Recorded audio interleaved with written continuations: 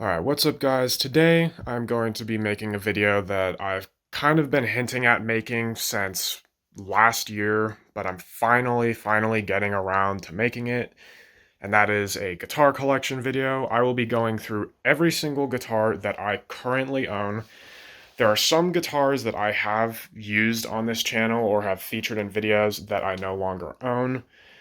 At the peak of last year, I probably had somewhere close to 20, if not even more guitars, and since then, I've sold and traded a bunch of them, but honestly, my guitar collection is pretty stable right now, and I don't see it changing anytime in the near future, except for maybe potentially getting another guitar, maybe to fill that empty space in the back there.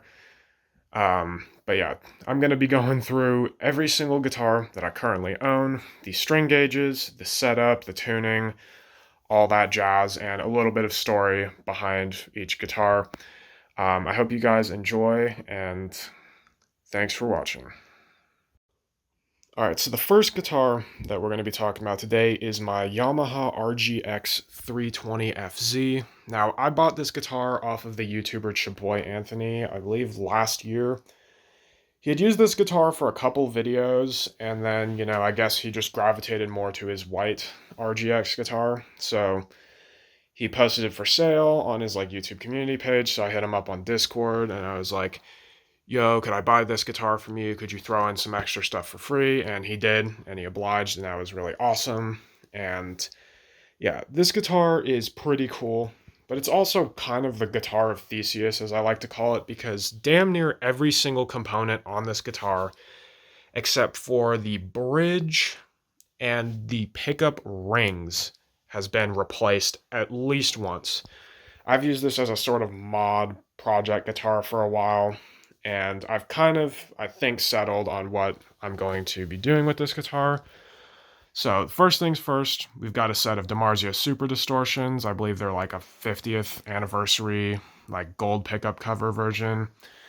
And then we got a 500K CTS Fender pot, a rip-off Switchcraft switch, which, it gets the job done. We got some gold Dunlop strap locks, and then a set of Wilkinson non-locking tuners, gold ones. And this guitar is set up in drop C tuning. I also use it in drop B, but generally it's set up in drop C tuning with a set of Diodario NYXL 10 to 52 gauge strings. And yeah, this thing honestly kind of rips. It's definitely not the greatest guitar I've ever owned in my life. It definitely needs some professional setup work, but it is honestly kind of a beauty. It's definitely player grade. It's kind of hard to tell on camera, especially since I buffed this thing out with an auto buffer, but this thing is definitely a player grade instrument and has been used and abused over the years, but it is a very solidly built guitar, and I'm probably going to hold on to it long term. Yeah, we'll get into some sound samples and a little demo of this guitar in a minute.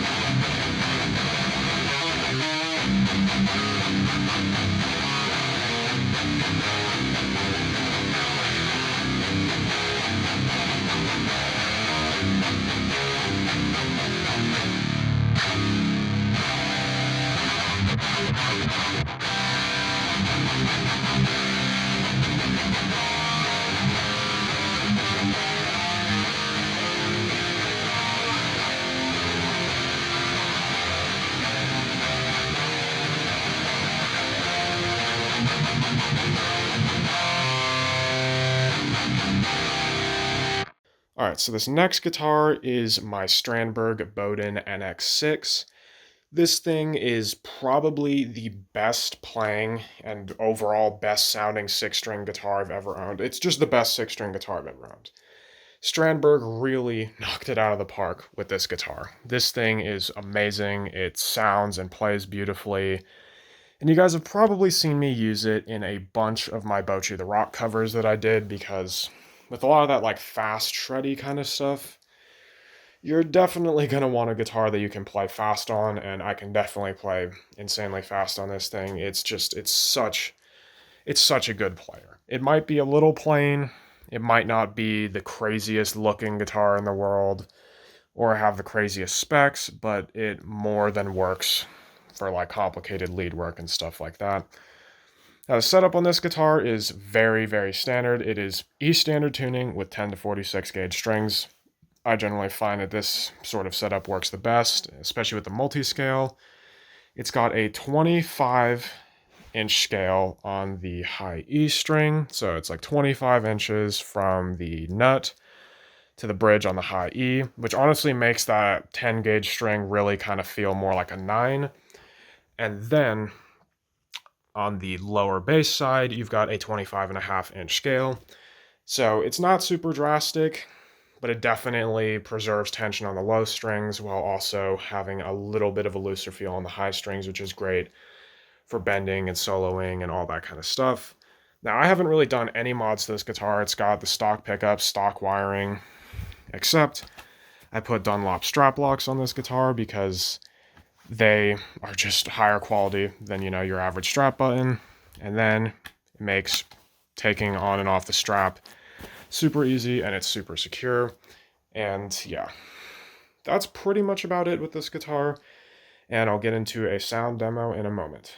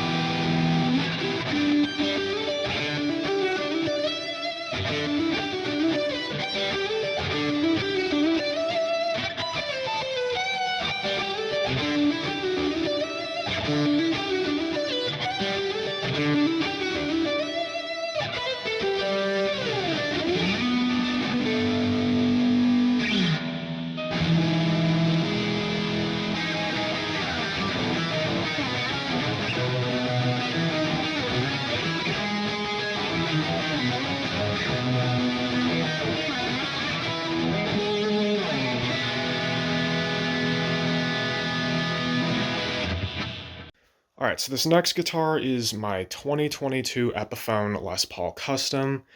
This thing is an absolute beauty, and I have used it in one of my Bocce the Rock covers, and it sounds and plays very good. It's definitely not perfect. It definitely needs a professional setup and a fret level, but overall, this guitar is pretty sweet. I've done a few mods to it. I replaced the original knobs with these sort of like Gibson top hat reflector style knobs, and then Dunlop strap locks, and a set of gold Godot locking tuners. And yeah, needless to say, this guitar rips and it looks absolutely amazing. You cannot deny that this classic dad rock aesthetic is amazing. And I guess for any of you guys who are wondering, the strap that I use on this guitar is a Native Sons Good strap, which, let me get this in better lighting. It is an absolutely beautiful handmade in the US strap. It is amazing. I've had it for probably about 5 years now. It has held up amazingly. I've used it at shows a couple of times. It's just a great strap, and it works really good with the whole black and gold aesthetic on this guitar. Offers a little bit of contrast with this sort of, brownish, tannish material, but you got the red, you got the gold, and it just works super well with this guitar. Same with the Strandberg, 10 to 46 gauge strings and E standard tuning. And yeah, we'll get into a sound demo in a moment.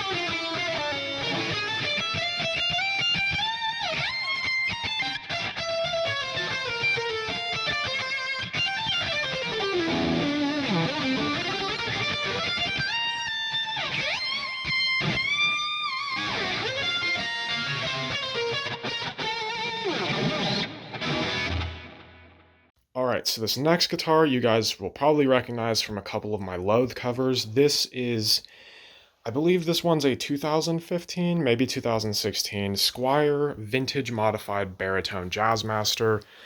Now, you know, UK metalcore band Loathe, you know, one of my absolute favorite bands of all time, use this guitar as opposed to, you know, a lot of bands that you will use 7 strings or 8 strings or traditionally pointy, you know, blacked out metal guitars. These guys decided to go with this crazy, weird, oddball, dad rock style baritone, you know, and drop E, and they made some of the most crushing, heavy, brutal riffs with this guitar, you know, and it's just like, it's such a cool guitar.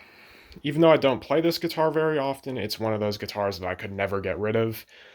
I pretty much learned damn near everything I know about playing modern metal heavy style guitar riffs on this guitar, and it's so sentimental. I've had it longer than most of the guitars that you'll see in this video, and it looks absolutely beautiful.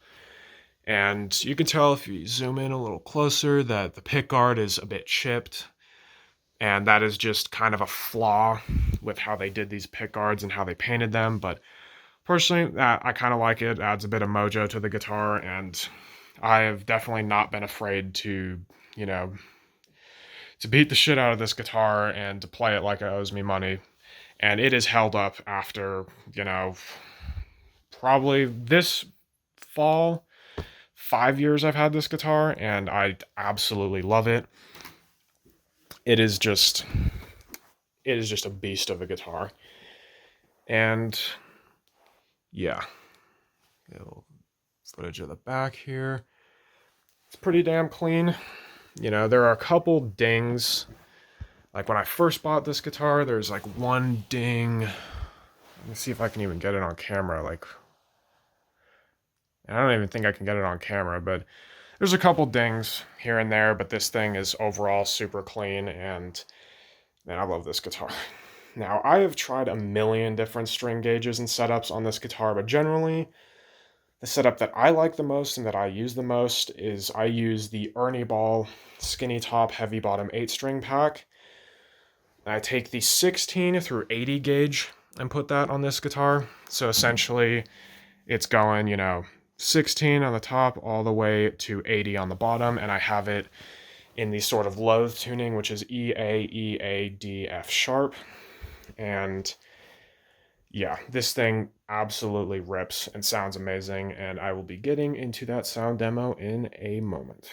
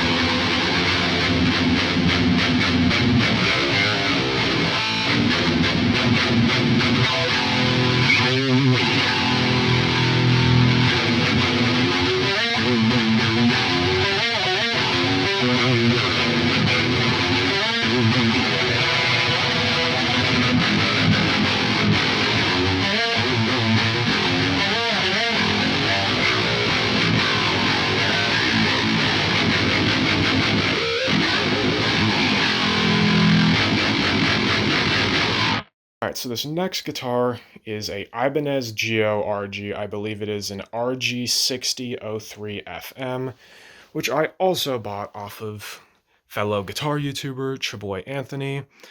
This guitar has been repainted in this really cool, like, Jackson Pollock style splatter paint job. Got it on the headstock as well as the body. This guitar is definitely kind of a beater. I bought it because, of the kind of unique one-of-a-kind aesthetic, but I don't really play this guitar very much. I featured it in, like, one video on this channel where I demoed it, like, the day I got it, and then I never really played it on the channel again, and, yeah. This guitar, I've definitely had to fight with a bit to get into working order. Someone put a weird, like, hip shot style bridge on this guitar, which has kind of messed up the intonation. Past, like, around the 12th fret and past the 12th fret, all the strings are sharp, and I cannot pull back the saddles far enough to fix that. But overall, it plays pretty decent, and this is definitely, once again, a, like, player grade guitar, and a very cheap beginner Ibanez at that. The pickups are DiMarzio PAF Pros, I believe probably stock wiring, and then I put some different tuners on the back. These are Godo tuners, and also Chaboy Anthony did sign this guitar, so it's kind of one of those things that I can't really get rid of because of that. But yeah, it's got these weird locks, strap locks, which I've never really seen. They're very satisfying to use. You kind of just like pull on it and it just pops off, but it looks really weird and looks kind of weak, but I've never had a strap come off with these. And yeah, there's not much else to be said about this guitar. Tuning, I think currently I have it in E flat with 10 to 46 gauge strings. I also do use it in drop C sharp or drop D flat, and yeah, works pretty good. It's got a very unique tone. The bridge pickup almost just kind of sounds like a single coil, and the neck pickup is like really fat and round. So I don't think the pickups are wired properly, but that does actually add a bit of uniqueness and character to this guitar's sound. And I'll be getting into that demo in a second.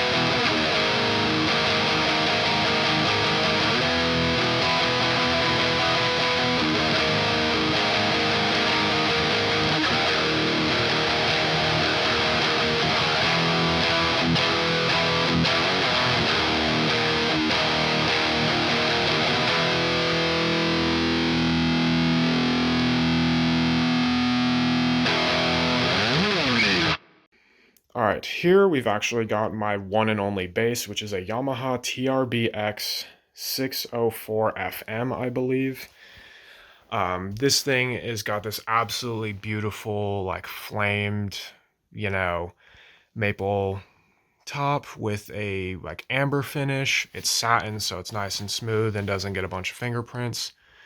It's got a 3-band EQ, active passive switch, pickup blend, and master volume, which makes this super versatile for studio work, which is what I use it for. I don't know what strings are on this thing, just probably stock, 45 to 105 gauge bass strings. I have this usually in E standard. Sometimes for like tracking and recording, I'll go to like drop D and then use a pitch shifter, or I might go to E flat, something like that. But this bass is super awesome. I bought it brand new at my local guitar store because I just liked it that much. And for like 650 bucks, it is not a bad bass, and definitely I will probably keep it as my studio bass for a really long time, I'm thinking. But yeah, there's not much really else to be said about this. I have featured another bass on the channel before. It was an Epiphone Les Paul bass, but it was a bass that my friend like found at the dump, and I tried, fixing up, and then eventually I just got rid of it on Facebook Marketplace for a few bucks. and that bass was used in my Lullaby for a Dead Man cover. But ever since then, I've used this for everything. And hopefully I will be able to get some cool bass covers out with this thing because it is a super versatile sounding bass, especially with the 3-band EQ and the active passive switch. But honestly, I'm not really playing bass a lot these days unless it is for recording or making demos. But yeah, I do like this bass. I guess the only mod I've done was Dunlop strap locks. That's really about it, but otherwise everything on this thing is stock. And yeah, there's not much else to it. It's a bass. All right, so this next guitar is a 2008 made in Mexico Fender Classic Player Jazzmaster, I believe. Kind of a mouthful, but this guitar is a super sweet, late 2000s Mexican-made Jazzmaster. I used this guitar at like the last show I ever played with my first band. It is just beautiful. In my opinion, the Jazzmaster is Leo Fender's best design. Even if the Strat and Tele are more popular, I think the Jazzmaster is just a cooler guitar. I think it sounds better. Plays better, that's a bit debatable, but it sounds so unique. And I love the body shape, I love the offset look. I love the tone. It's just a great guitar. And yeah, I bought this thing kind of on a whim at like the very end of 2023. I found this like on Reverb with a like tweed hard shell case, and then I bought it for like $1,000, and I've used it kind of on and off. I've not used it in any videos yet, but I'm thinking about potentially making some full-on covers of Bocce the Rock songs with all of the instruments, not just the lead guitar, and this would be perfect for that sort of rhythm tone that they have on those songs. But yeah, string gauge and setup, honestly, it has changed a bit. Not really string gauge wise, I've pretty much always had 10 to 46 on here. Sometimes I play it in standard, sometimes I play it in E flat, sometimes I play it in open E, but overall, this guitar I think is just usually in standard tuning, and I'm not playing it a lot currently, but yeah, that's pretty much about it, and we'll get into a little sound demo.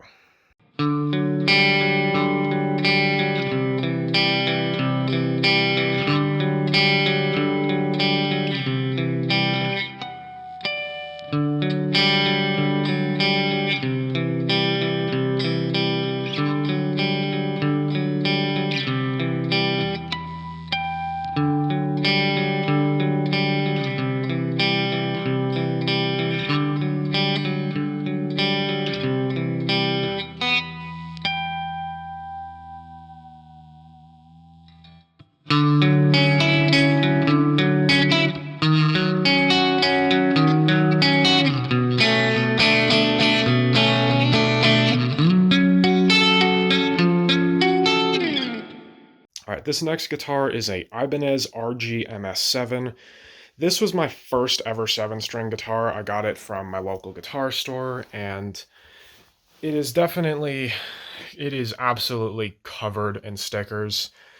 I pretty much only use this guitar for my band Curbside Carnage that I've been in since about February, and I've played probably about 3 shows on this guitar, and it is overall held up very well. And I'm not really a sticker guy, but I decided to kind of sticker bomb this guitar. As you can tell, there are stickers all over this thing, and even on the back as well. And yeah, this guitar I use in drop G tuning, and I'm using Diodario NYXL 10 to 59 gauge strings, which, there's definitely a bit of pitch drift on that low G, but that's really about it. Tuners are stock, pickups are stock. I replaced the volume knob because it went bad. The tone pot, this isn't even like a real tone pot. It's not connected to the circuit. It's just there for looks, and then it's got a 5-way pickup selector. And yeah, this guitar is pretty cool. I would like to feature this on the channel more, and I've had plans to do crazy stuff like get it refinished and all that, but I have 2 other 7-strings, which I think are definitely better sounding, better playing guitars. So I don't exactly know what I'm going to do with this thing. It's probably going to stay as a live use guitar for curbside carnage, but that's probably about it. But yeah, I will get into a sound demo of this guitar in a second.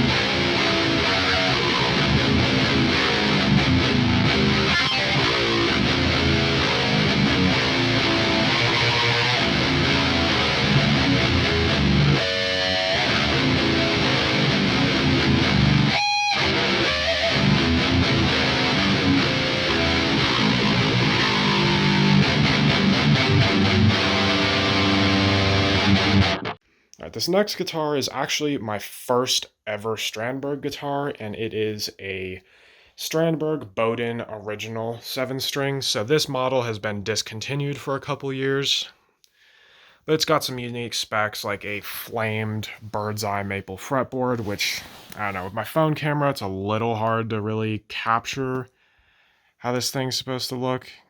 There we go. And this thing has definitely been played. The original owner just absolutely annihilated this guitar. And yeah, the original Fishman Fluence modern pickups I have since swapped out for a Seymour Duncan Black Winter in the bridge pickup position and a Seymour Duncan Invader in the neck position.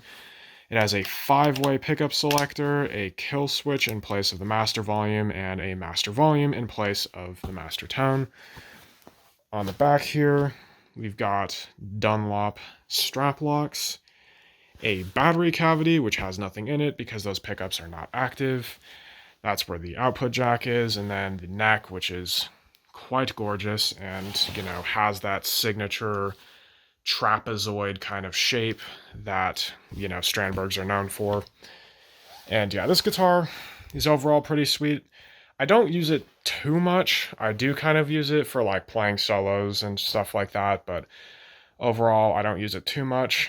It's in drop A with Diodario NYXL 10 to 59 gauge strings, which you'll find that to be a pattern with all of my 7 strings, that they're all set up with those strings. But yeah, this is my drop A guitar, and hopefully I will be coming out with some videos using this thing soon enough.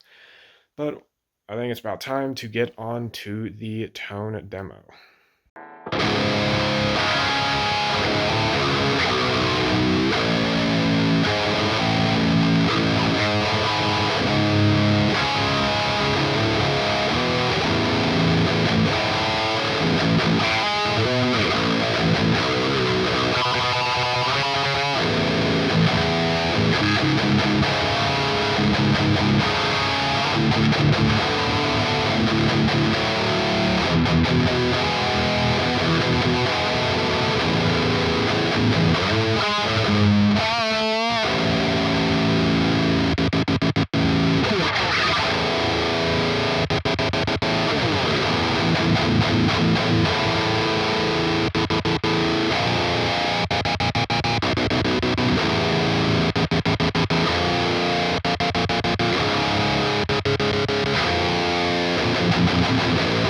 Alright, up next is this Ormsby Hype GTR Elite 2.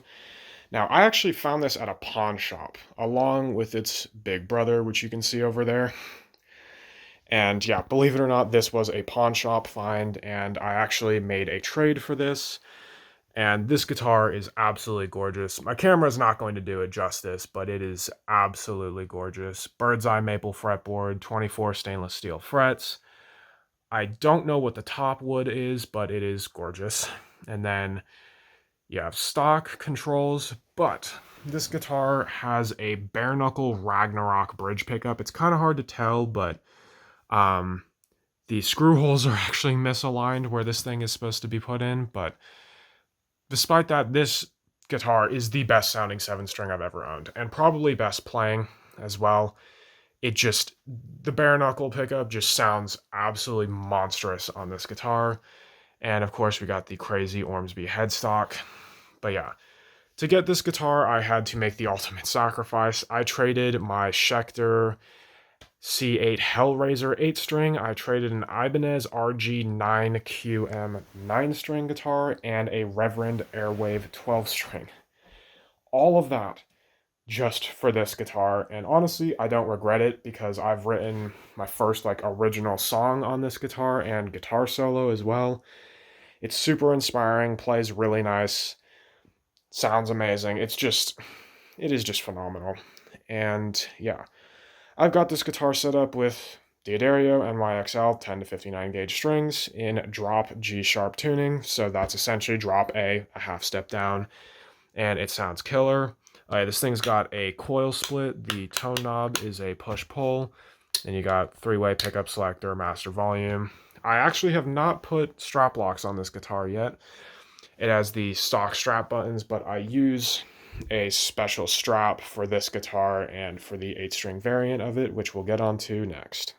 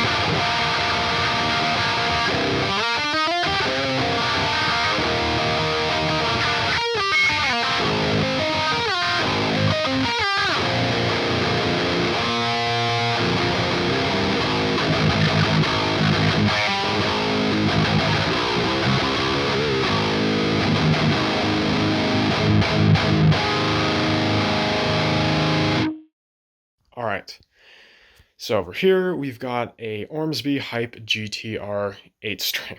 This was also a pawn shop find. Same with the little brother, little sister, that is the 7-string. We've got big brother here with 8 strings. We've got a walnut burl top, 24 stainless steel frets, 8 strings, crazy headstock shape. I believe probably also another bare knuckle pickup. I'm not sure if it's a Ragnarok or not, but it sounds amazing and can be coil split with the tone knob, 3-way pickup selector, master volume. Pretty simple. The strap that I'm using, since I don't have strap locks, is one of these D'Addario locking straps that can just pretty much lock on to any strap button. Stays on secure. I've used it for 2 shows and I've never had problems with it. It's a very good strap, and I use it with these Ormsbys. One thing I forgot to mention with the other Ormsby is the weird output jack placement. Now this placement is pretty much right where the strap button would go, but the other Ormsby has one similar to a Strandberg. Now this guitar, I am using the Ernie Ball Skinny Top Heavy Bottom 8-string pack, which is 9 to 80, and I am tuned to F standard tuning, but I also mess around with drop E flat, and this guitar sounds amazing. It's pretty much tonally everything I wanted out of my old Schecter 8-string, and then aesthetically is just honestly way cooler. But yeah, we'll get into a tone demo in a second.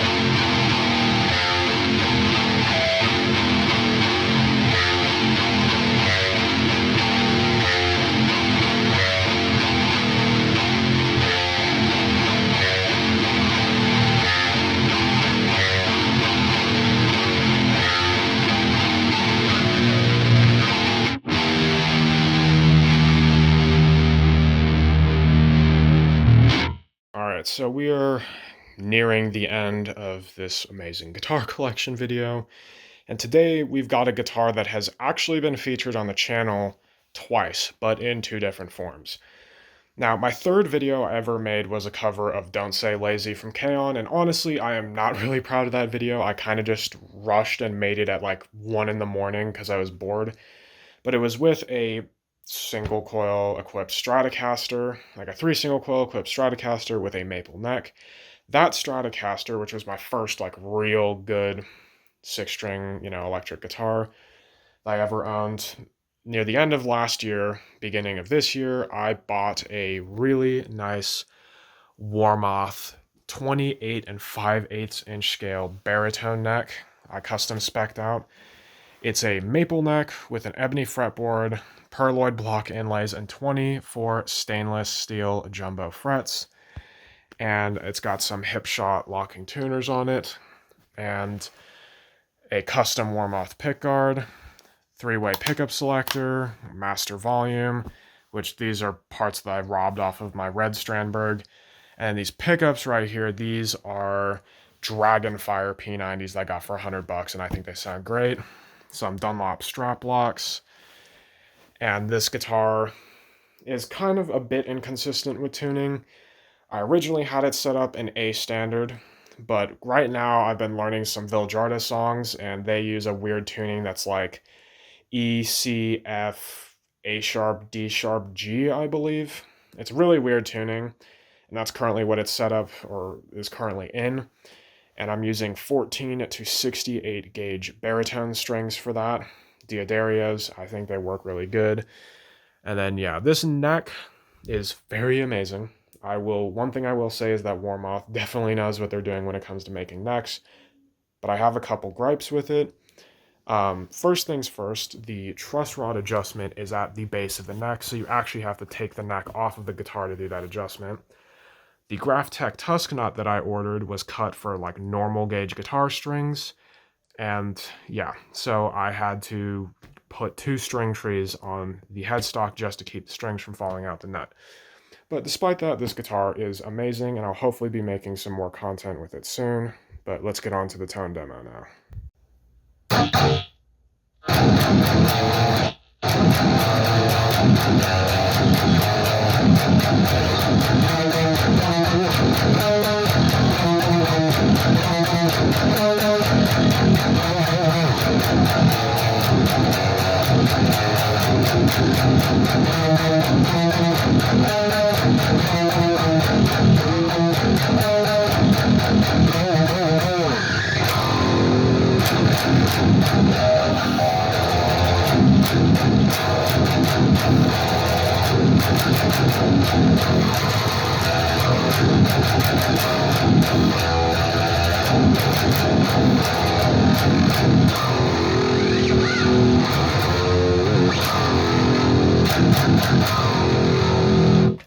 Alright, so last but not least, we have this Samick Greg Bennett design acoustic guitar. This is my first guitar ever, and I've had it for probably almost 10 years now. And currently, I just restrung it yesterday. I've got a set of Diodario XS strings, 13 to 56 gauge, which is really heavy, and they're coated and they sound amazing. And I currently have this tuned in D standard. So yeah, there's not much to say about this guitar. I've kept it up in pretty decent condition, and yeah, it hasn't been getting played too much over the past couple years, but hopefully with these new strings, I'll definitely be getting a lot more use out of it. But yeah, we can get into the tone demo now.